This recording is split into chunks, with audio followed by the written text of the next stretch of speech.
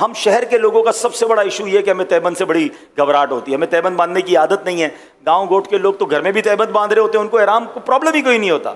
تو تہبند سے اگر آپ کو عادت ہو گئی نا تو آپ احرام فرینڈلی ہو جاؤ گے. سب سے بڑا ایشو ہم لوگوں کا، شہر والوں کا، وہ یہ کہ ہم تہبند کیسے باندھیں. تہبند کنٹرول کرنے میں ان کا جو ہے ٹینشن رہتی ہے.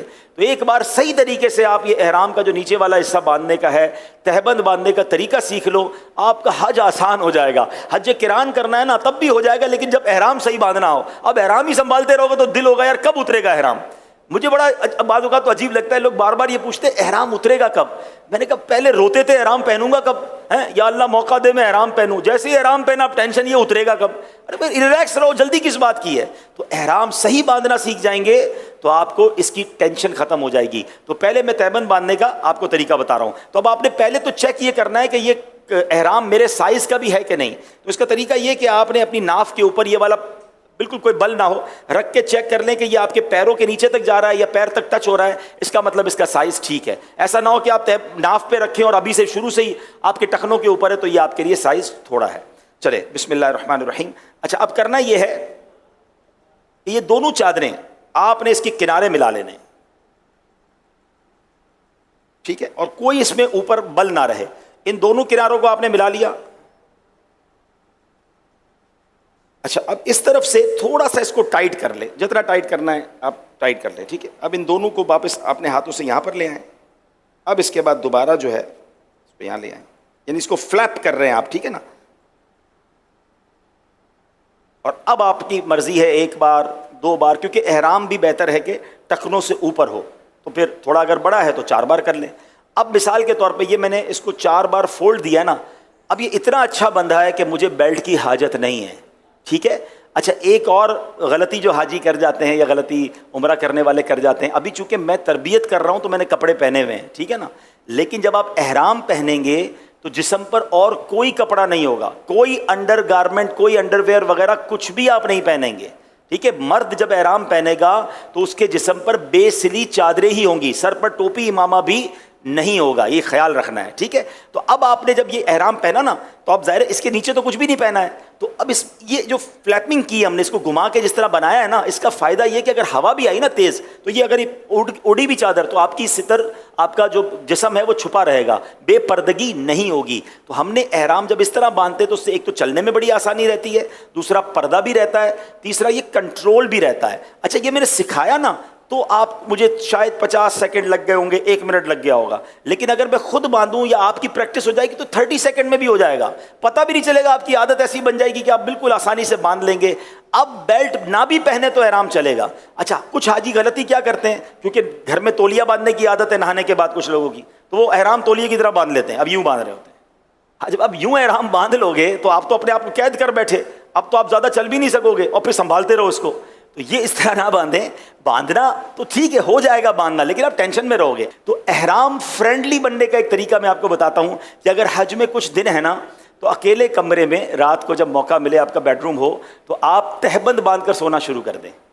آپ 5-7 دن اگر تہبند کے ساتھ واش روم جانا، گھر آرام کرنا سیکھ گئے نا تو پھر آپ احرام کے اندر بڑے ایزی ہو جائیں، کیونکہ آپ کو وہاں جا کے پریکٹس نہیں کرنی ہوگی، آپ نے ادھر ہی پریکٹس کر لی ہے، ٹھیک ہے نا. آپ کہیں یار وہ پھر تہبند یوز ہو جائے گی تو مجھے وہاں کے، تو کوئی بات نہیں، اس تہبند کو یہیں چھوڑ دیں، نیا ایک احرام اور لے کے وہاں چلے جائیں.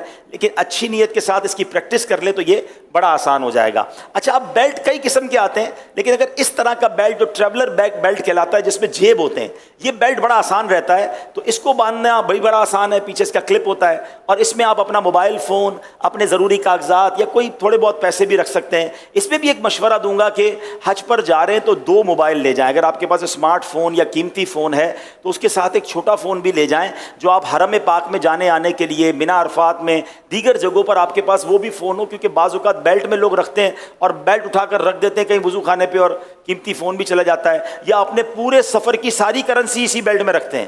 ایسا بھی نہ کریں. اپنی زیادہ پیسے وغیرہ ہیں وہ ہوٹل میں ہی رکھیں، بیگ کے اندر رکھیں. اس میں تو ضرورت کی 25-50-100 ریال رکھ لیے, کچھ کھانے پینے کی ضرورت پڑی. ہاں اپنے ہوٹل کا کارڈ ضرور ڈالیں, اپنے معلم کا کارڈ ضرور ڈالیں, تاکہ خدا نہ خواستہ آپ کے ساتھ کوئی حادثہ ہو جائے تو پتہ چلے کہ آپ کہاں تھے, کس کے معلم کے حاجی ہیں, تو رابطہ کرنا آسان ہو جائے. آپ کے ساتھ بچے اور فیملیز ہوں تو ان کے جیب میں بھی آپ نے ہوٹل کا کارڈ بھی اور معلم کا کارڈ ضرور رکھنا ہے, تاکہ وہ بچھڑ جائیں تو ان کو کوئی اس ایڈریس پر پہنچا سکے. اب یہ اوپر کی چادر جو ہے تولیے کی ہے, اور اس کو بھی آپ نے اسی طرح چیک کر لینا ہے کہ یہ میرے سائز کی ہے کہ نہیں. تو سائز تھوڑا سا اس کا بڑا ہونا چاہیے, تاکہ اس کا فائدہ یہ ہوتا ہے کہ یہ آپ کے نماز وغیرہ میں, رکوع وغیرہ میں آپ کے لیے آسانی رہے. تو اس کو چیک کرنے کا طریقہ یہ کہ یہ ایک بار چکر پورا گھوم کر کم از کم یہاں تک آ جائے.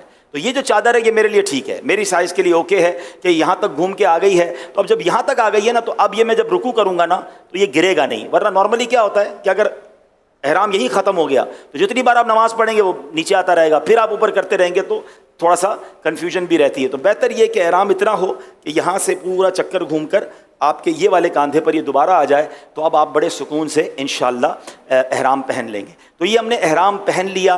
اچھا, اب اس میں کچھ بے احتیاطی بعض اوقات حاجیوں سے ہو جاتی ہے چونکہ پریکٹس نہیں ہوتی. اب مثال کے طور پہ آپ نے احرام پہنا ہے اور نماز پڑھ رہے ہیں, تو آپ کہیں گے اللہ اکبر. اب ابھی تو میں نے کرتا پہنا ہے, اگر کرتا نہ پہنا ہوتا تو پیٹ میرا نظر آتا, سینہ نظر آتا.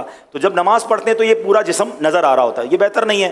اس کا بڑا پیارا طریقہ امیر علیہ سنت نے سکھایا تھا کہ جب آپ احرام میں نماز پڑھ رہے ہوں اللہ اکبر, انشاءاللہ سینہ اور پیٹ جو ہے آپ کا یہ ڈھکا رہے گا. اور میں آپ کو صحیح بتاؤں, ابھی تو احرام پہنا ہے سکھانے کے لیے یا سیکھنے کے لیے, مگر جب احرام واقعی انسان پہنتا ہے, جب اس کے جسم پہ اور کوئی لباس نہیں ہوتا, اور احرام میں ایکچولی ایک میسج بھی ہے کہ ایک وقت آئے گا میرے سارے کپڑے اتار کر مجھے کفن پہنا دیا جائے گا.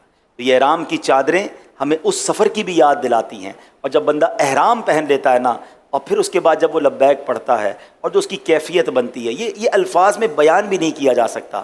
ہم اللہ کریم سے دعا کرتے ہیں کہ ہمیں حقیقی معنوں میں احرام پہننا, لبیک پڑھنا اور اپنے در کی حاضری نصیب فرمائے.